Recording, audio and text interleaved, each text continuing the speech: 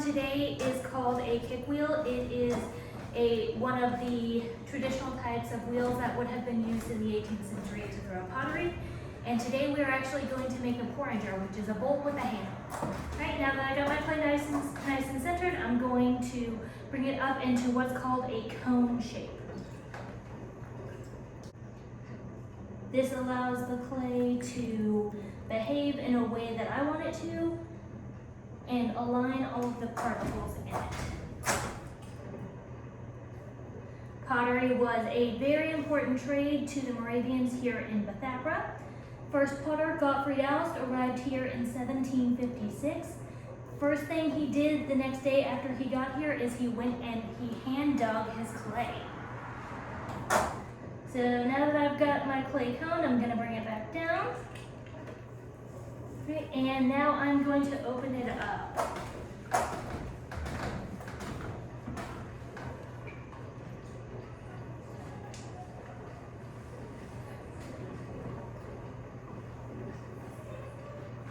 So by opening it up, I am essentially making a hole that I will then widen, and that will become the inside of the bowl.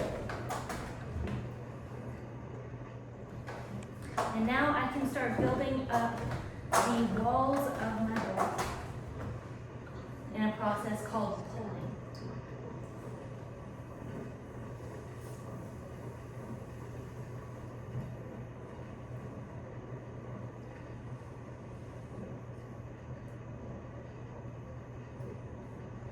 And just like that, we have some pretty tall walls.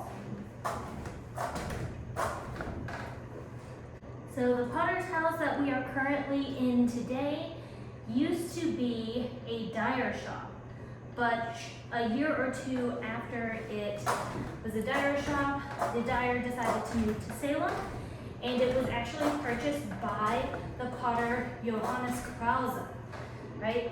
So while Krause was not here in Bethabara for a very long time, he and his apprentices did make a bulk of the pottery that we see from the excavations here at Bethabara.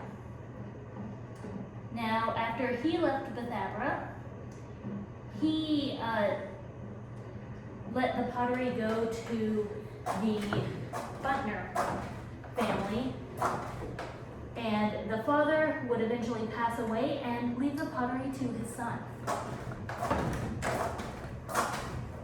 Right? So all I'm going to do now is I'm actually going to take this rim, I'm going to turn it out just a little bit like a plate. Just to kind of give us a nice little lip. Alright, now later what we will do is we will actually make a handle, attach it to the side of the piece, let it dry, and then be able to fire it, and we will have a porringer.